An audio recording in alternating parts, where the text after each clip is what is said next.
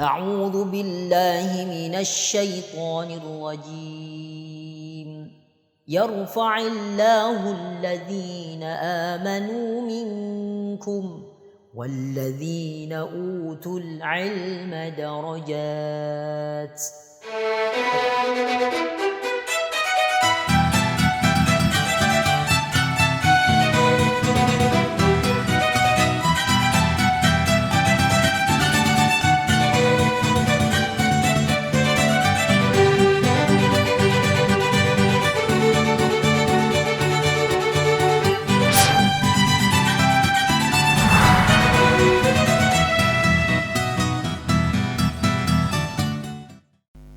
Bismillahirrahmanirrahim. Assalamualaikum warahmatullahi wabarakatuh. Alhamdulillah alladzi bi ni'matihi tatimmus salihat. Ashhadu an la ilaha illallah wahdahu la syarika lah wa ashhadu anna Muhammadan abduhu wa rasuluh la nabiyya ba'dah. Amma ba'd.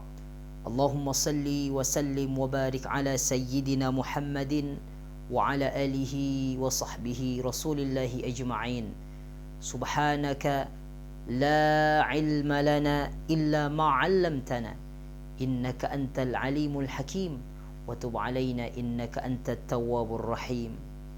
Allahumma anfa'na bima 'allamtana wa 'allimna ma yanfa'una warzuqna 'uluman tanfa'una fid dini wad dunya wal akhirah. Amma ba'd. Ikhwati fillah, dimanapun berada, yang insyaAllah dirahmati dan dimuliakan oleh Allah subhanahu wa ta'ala. Pertama, kita bersyukur kepada Allah subhanahu wa ta'ala akan nikmat yang masih dilimpahkan oleh Allah subhanahu wa ta'ala kepada kita. Tentunya dengan banyak kita mengucapkan ucapan Alhamdulillah. Segala puji bagi Allah subhanahu wa ta'ala. Salawat teriring salam tak jenuhnya kita sampaikan kepada Nabi kita Muhammad sallallahu alaihi wasallam, Al-Fatih lima ughliqa wal khatim lima sabaqa, Rasuluna Muhammad sallallahu alaihi wasallam. Allahumma salli wa sallim wa barik alaihi. Ikhwati fillah, dimanapun berada yang dirahmati dan dimuliakan oleh Allah subhanahu wa ta'ala. Pada kesempatan kali ini kita akan sedikit mengupas dan membahas satu tema, yakni menjadi khairul ummah dengan ilmu. Ikhwati fillah, dimanapun berada yang dirahmati dan dimuliakan oleh Allah subhanahu wa ta'ala. Kita hidup di dunia ini tentunya mempunyai angan-angan masing-masing berpola-pola sesuai dengan kebutuhan dan apa yang dirasakan di dalam diri kita masing-masing. Ada orang yang miskin, dia punya angan-angan agar bisa menjadi orang kaya, menikmati sisa-sisa kehidupannya, sisa umurnya dengan menikmati harta yang banyak. Ada orang yang sakit, dia berangan-angan agar segera diberikan kesembuhan oleh Allah subhanahu wa ta'ala. Dengan nikmat sehat kesembuhan ini, dia bisa menikmati sisa umurnya juga. Ada orang yatim yang tidak punya lagi ayah dan ibunya. Dia berangan-angan agar mempunyai ayah dan ibu, layaknya orang-orang yang mendapat belayan kasih sayang dari ayah dan ibunya. Ada orang yang belum memiliki jodoh, mereka berangan-angan agar bisa memiliki jodoh yang bisa mencintai, memenuhi segala kebutuhannya. Ikhwati fillah, maka semua keinginan dan angan-angan itu tidak terlepas dari dua hal. Ada yang ingin mendapatkan kebahagiaan di dunia saja, ada yang ingin mendapatkan jauh dari itu, mendapatkan kebahagiaan dunia dan akhirat. Maka dua keinginan ini Nabi sallallahu alaihi wasallam sudah gambarkan dalam sebuah hadis. Kata Nabi sallallahu alaihi wasallam, "Uhadditsukum haditsan fahfazuhu." Aku sampaikan kepada kamu sebuah hadis, hafalkan ini. Ingat ini, kata Rasulullah. Inna lid dunya bi arba'ati nafarin. Sesungguhnya di muka bumi ini, kata Nabi sallallahu alaihi wasallam, ada 4 tipe manusia. Abdin razaqahullahu malan wa ilman fahuwa yattaqi fihi rabbah wa yasilu fihi rahimah wa ya'lamu lillahi fihi haqqan fahadha bi afdalil manazil. Yang pertama kata Nabi, ada seorang hamba yang Allah berikan dia harta, kemudian Allah berikan dia juga ilmu. Dengan harta dan ilmu ini tadi, dia bertakwa kepada Allah, dia sambung tali silaturahim, kemudian dia mengetahui bahwa di dalam hartanya itu ada haknya Allah Subhanahu wa taala. Maka kata Nabi sallallahu alaihi wasallam, "Fahadha bi afdalil manazil." Inilah sebaik-baik tipe manusia di muka bumi ini. Yang kedua, kata Nabi sallallahu alaihi wasallam, "Abdin razaqahu Allahu ilman wa lam yarzuqhu malan, fahuwa bihusnin niyyah yaqulu law anna li malan la'amiltu bi'amali fulanin fahuwa biniyatihi fa ajruhuma sawa." Kata Nabi, ada seorang hamba yang Allah berikan dia hanya ilmu saja, tapi Allah tidak berikan dia harta. Tapi dengan niatnya yang baik, dia berkata, "Ya Allah, andai aku memiliki harta seperti si fulan itu," yang orang kaya yang pertama tadi berilmu, maka katanya aku akan berbuat kebaikan seperti yang dilakukan oleh orang itu juga, ya Allah. Karena niatnya yang tulus dan baik ini tadi, maka kata Nabi, fa ajruhuma sawa, pahalanya pun dapat sama seperti tipe yang pertama. Ini mengikut, masih dalam golongan yang baik juga. Namun ada yang ketiga, ikhwah. Abdin razaqahu Allahu malan walam yarzuquhu ilman, fahuwa yakhbitu fi malihi bighairi ilmin wala yattaqi fihi rabbah wala yasilu fihi rahimah wala ya'lamu lillahi fihi haqqan fahadha bi akhbathil manazil. Kata Nabi, ada seorang hamba, Allah berikan dia hanya harta saja namun tidak diberikan ilmu. Lalu kemudian kata Nabi, dia habiskan seluruh hartanya tanpa ilmu. Dia tidak bertakwa kepada Allah, dia tidak menyambung tali silaturahim, kemudian juga dia tidak mengetahui ada hak-haknya Allah di dalam hartanya itu. Maka kata Nabi SAW, "Fahadha bi akhbathil manazil." Inilah sejelek-jelek tingkatan manusia di dunia ini. Ada yang keempat. Abdin lam yarzuquhu Allahu malan wala ilman, wa huwa biniyatihi yaqulu law anna li malan la'amiltu bi'amali fulanin fahuwa biniyatihi fawizruhuma sawa. Kata Nabi, ada seorang hamba, Allah tidak berikan dia harta, Allah juga tidak beri dia ilmu. Lalu kemudian dia punya niat, ya Allah, andai aku punya harta seperti orang yang ketiga ini tadi, niatnya pun buruk, dia ingin berfoya-foya dengan hartanya, maka kata Nabi, dosanya sama dengan orang yang ketiga, padahal baru cuma niat saja.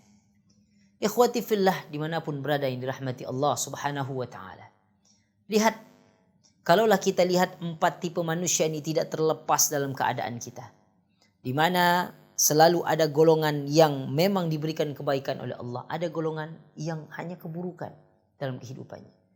Ada orang yang selalu gemar mencari harta dan harta saja. Ada orang yang terfokus hartanya untuk diinvestasikan untuk akhiratnya. Lihat ikhwah. Yang pertama, sebaik-baik manusia kata Nabi. Sebaik-baik tingkatan kata Nabi SAW. Orang yang Allah berikan dia harta dan Allah berikan juga dia di ilmu. Apa hubungannya ilmu dengan harta ini? Orang yang punya harta kemudian dia punya ilmu, dia akan diberikan hidayah oleh Allah.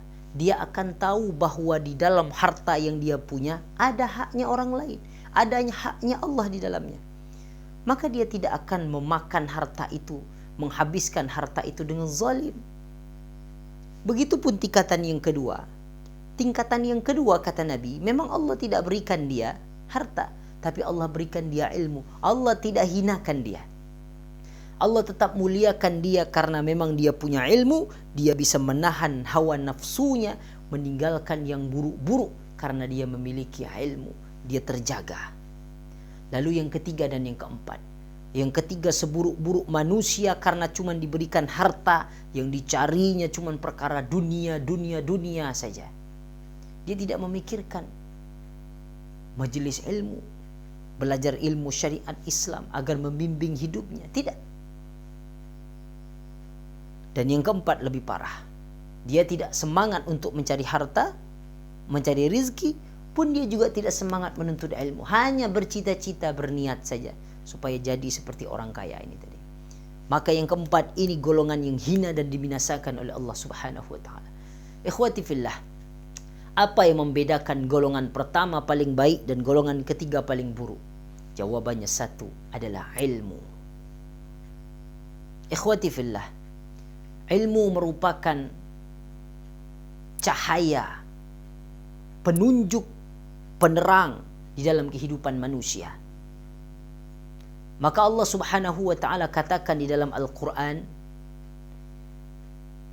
A'udzu billahi minasy syaithanir rajim. Yarfa'illahu alladhina amanu minkum walladzina utul ilma darajat. Kata Allah Subhanahu wa taala, yarfa'illahu alladhina amanu minkum. Allah angkat derajat orang-orang beriman di antara kalian, kemudian orang yang berilmu satu derajat di atasnya. Artinya orang yang beriman tidak memiliki ilmu, derajatnya masih bawah dibanding orang yang beriman tapi dia memiliki ilmu. Ilmu di atasnya. Maka wajar ada seorang sahabah, Rabi'ah Ar-Ra'yi rahimahullah mengatakan, innal ilma wasilatun ala kulli fadilatin. Sesungguhnya ilmu itu merupakan wasilah, jalan menuju segala keutamaan apapun itu. Kalau kita ingin mendapatkan keutamaan, peradaban Islam yang baik, menjadi khairul ummah, maka mestilah dia berilmu. Ikhwati fillah. Maka kalau kita lihat sekarang ini, masyarakat kita, terutama di negara kita Indonesia ini, minimnya keilmuan yang membuat orang-orang salah pola fikirnya. Akhirnya mereka terjebak dalam keadaan yang dinamakan dengan khurafat atau kisah-kisah mitos. Apa yang menyebabkan khurafat? Kalau kita lihat yang paling banyak khurafatnya di Indonesia kita ini,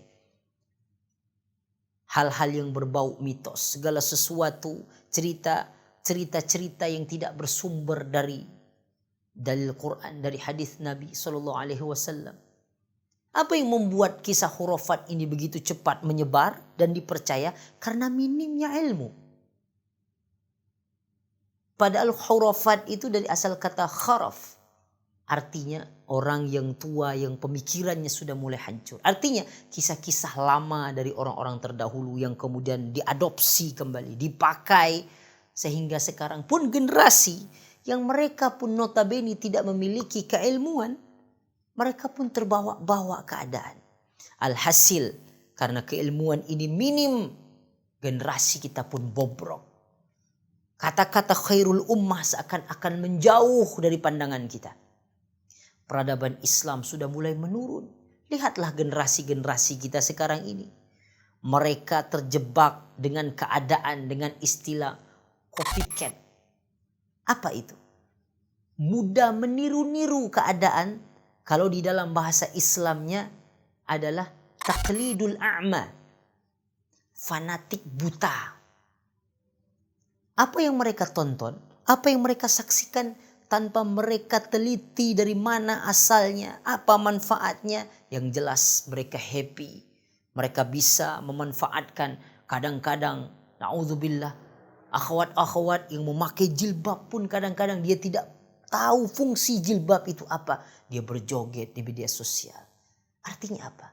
Karena minimnya ilmu, minimnya keadaan, minimnya pengetahuan yang membuat mereka terjebak dalam keadaan-keadaan yang buruk.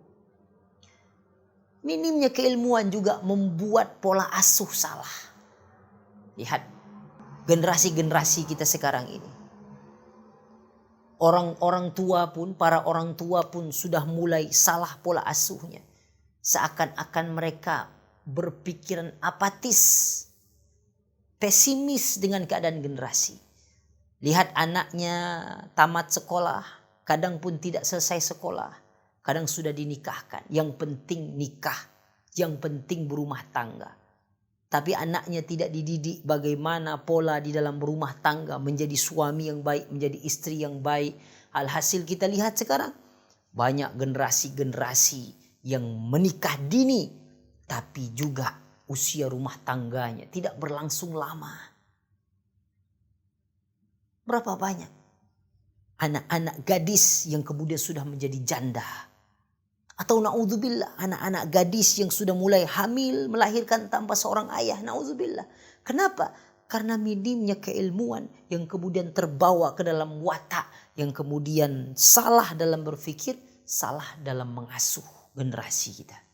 Na'udzubillah. Ini yang sangat mengkhawatirkan kepada kita. Yang generasi-generasi yang hobi meniru tadi, mereka salah mencari role modelnya. Mereka lebih condong menyontek. Lihatlah sekarang keadaan-keadaan. Generasi kita sekarang generasi yang inisiatif, inovatifnya sangat rendah. Muncul, tumbuh dengan bayang-bayang orang-orang terdahulu. Muncul dan tumbuh dengan hobi meniru keadaan. Tatkala yang ditirunya salah, mereka pun ikut salah pola fikir dan pola keadaannya.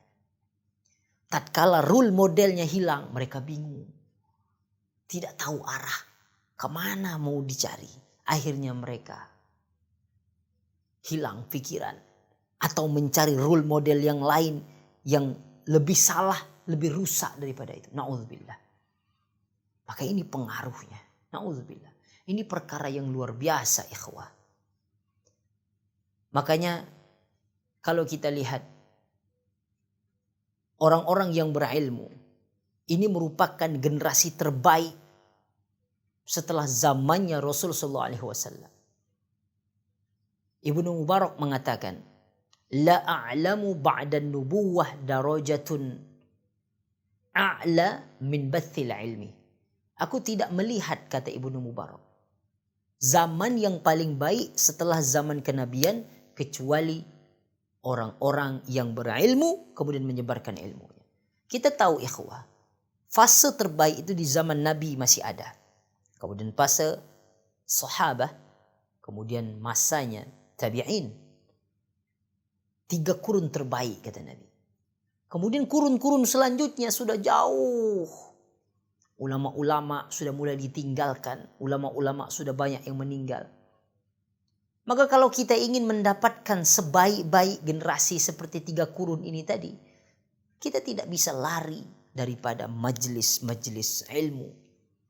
Kita ajak generasi kita agar tidak salah melangkah, agar tidak termakan oleh hal-hal yang khurafat. Banyak kita dengar, ada yang mengatakan kalau belum menikah jangan duduk di pintu, di batas pintu, nanti lambat jodohnya. Yang hamil pun jangan duduk di situ, susah melahirkan. Artinya hurafat-hurafat yang seperti ini sudah menyebar di tengah-tengah masyarakat kita tanpa tahu dari mana sumbernya. Kadang hanya kisah-kisah dongeng dari terdahulu, orang-orang tua terdahulu, turun-temurun dari generasi yang kemudian tidak mengecek keabsahannya keadaan dan cerita ini. Na'udzubillah. Maka Nabi SAW dulu ketika berdakwah 13 tahun di Mekah, apa yang dihancurkan? Kisah-kisah khurafat seperti ini yang membuat akidah masyarakat Mekah waktu itu bobrok. Maka ikhwah, kita mesti kembali menelaah. Kita mesti kembali menengok generasi-generasi terbaik dulu. Mereka orang-orang yang luar biasa cintanya kepada ilmu. Bahkan tidak memikirkan kehidupan selain daripada menuntut ilmu. Bahkan Nabi SAW diajarkan oleh Allah dalam Al-Quran, wa qur rabbi zidni ilma. Kata Allah kepada Nabi Muhammad, katakan, ya Allah Tuhanku tambahkan aku ilmu. Maka kata para ulama, perintah Allah dalam Quran ini sudah cukup menjadi begitu mulianya ilmu itu sampai Allah suruh Nabi Muhammad untuk meminta ditambahkan ilmu. Makanya Nabi Muhammad itu tidak pernah meminta apapun dalam kehidupannya kecuali meminta ditambahkan ilmu. Masya Allah. Para sahabat-sahabat, kita kenal sahabat terdahulu, ada yang namanya Abdullah bin Mas'ud atau kita kenal dengan Ibnu Mas'ud. Tokoh ahli Quran di zamannya Rasulullah SAW. Ibnu Mas'ud setiap saat dia berdoa, Allahumma zidni ilman wa imanan wa yaqinan. Ya Allah tambahkan aku ilmu, iman dan keyakinan. Sampai Ibnu Mas'ud itu berkata, apa kata Ibnu Mas'ud ikhwah? Tidaklah ada satu surat Al-Quran yang turun kecuali aku tahu di mana tempat turunnya. Tidaklah ada satu surat yang turun kecuali aku tahu tentang siapa Quran itu bercerita. Dan tidak ada yang lebih mengetahui kecuali aku, kata Ibnu Mas'ud. Andai ada orang yang mengetahui lebih dari pengetahuan aku tentang Al-Quran, kata Ibnu Mas'ud, niscaya aku akan datang kepada dia sejauh apapun walaupun berjalan kaki. Ibnu Mas'ud sudah setinggi itu pengetahuannya, masih ingin mencari lagi keilmuan. Luar biasa. Abu Hurairah, siapa yang tidak kenal dengan Abu Hurairah? Abu Hurairah, Masya Allah, kehidupannya di samping Nabi, pecinta hadis luar biasa. Suatu ketika Abu Hurairah bertanya kepada Rasulullah, ya Rasulullah, bagaimanakah keadaan orang-orang yang mendapatkan syafaatmu? Rasulullah berkata, aku sudah mengira engkau akan pertama kali bertanya tentang ini. Artinya apa? Di saat orang lain menanyakan perkara-perkara yang ringan, Abu Hurairah bertanya perkara yang memang tidak terpikirkan oleh orang-orang. Karena memang kehidupannya adalah mencari ilmu. Cinta kepada hadisnya Nabi Sallallahu Alaihi Wasallam. Masya Allah. Jabir bin Abdullah Al-Ansari rela berjalan dari Madinah ke Mesir dengan untanya. Untuk apa? Dia ingin menghilangkan kekhawatirannya. Dia khawatir kalau dia nanti wafat ada hadis Nabi yang belum dihafal. Masya Allah, orang-orang terdahulu. Ada juga para tabi'in. Orang-orang terdahulu sampai mau meninggal saja pikirannya masih untuk ilmu. Dulu ada namanya tabi'in Ibrahim bin Jarrah. Dia datang ke rumah gurunya Abu Yusuf. Saat itu Abu Yusuf sudah sakratul maut. Dia minta dipanggilkan muridnya Ibrahim bin Jarrah. Kata Abu Yusuf, wahai Ibrahim, aku mau tanya kepada kamu, mana yang paling afdal melempar jumroh itu, naik kuda atau jalan kaki? Ibrahim menjawab, lebih bagus naik kuda. Kata Abu Yusuf gurunya, salah engkau. Dijawabnya lagi, kalau begitu lebih bagus jalan kaki. Masih salah. Lalu kata Ibrahim bin Jarrah, kalau begitu wahai guruku, engkau dengan rahmat kasih sayang Allah, jawablah yang betul agar aku bisa mengikut.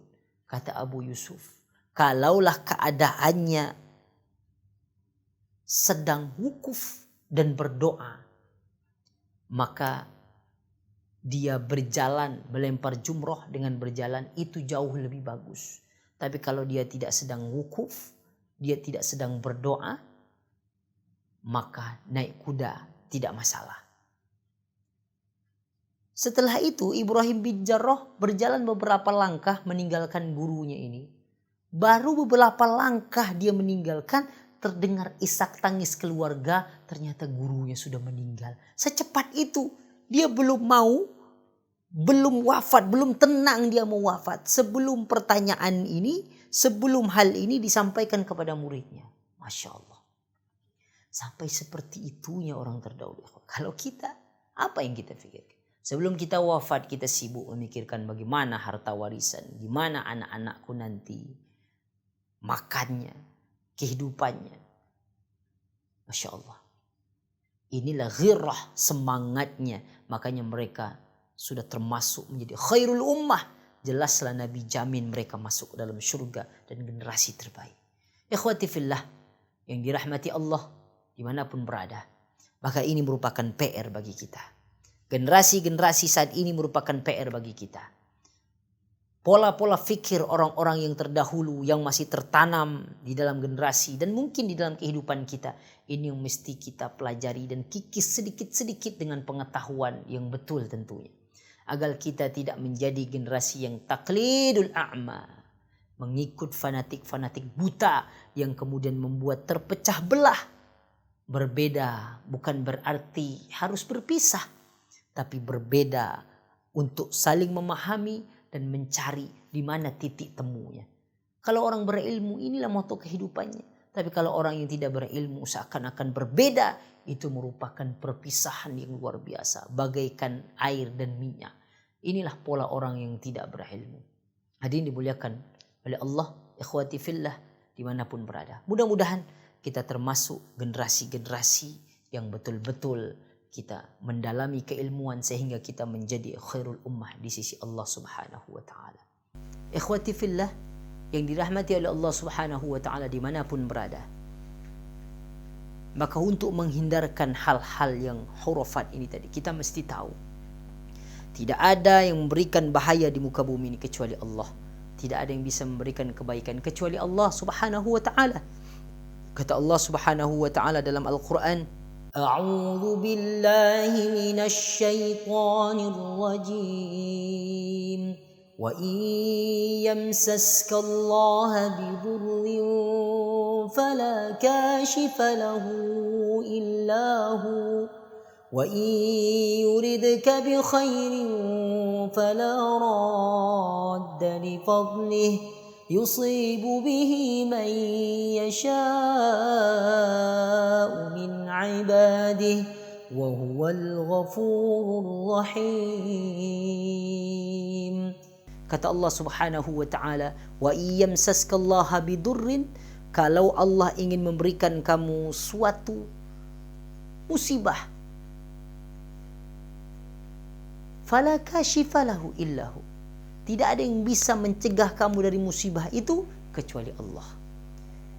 Kalau Allah Subhanahu wa taala menginginkan engkau satu kebaikan, tidak ada yang bisa mencegah kebaikan itu kecuali Allah. Allah memberikan musibah atau kebaikan kepada siapapun yang Allah inginkan, dan dialah yang Maha Pengampun dan Maha Penyayang. Ikhwati fillah dimanapun berada, yang dirahmati dan dimuliakan oleh Allah Subhanahu wa taala. Mudah-mudahan bermanfaat dan menambah ketakwaan kita kepada Allah Subhanahu wa taala. Kalau ada kesalahan, datangnya dari Al-Faqir. Kalau ada yang baik, datangnya dari Allah Subhanahu wa taala. Karena manusia tempatnya salah, mohon dimaafkan. Kemuliaan datangnya dari Allah Subhanahu wa taala. Hadani wa iyyakum jami'an. Assalamualaikum warahmatullahi wabarakatuh.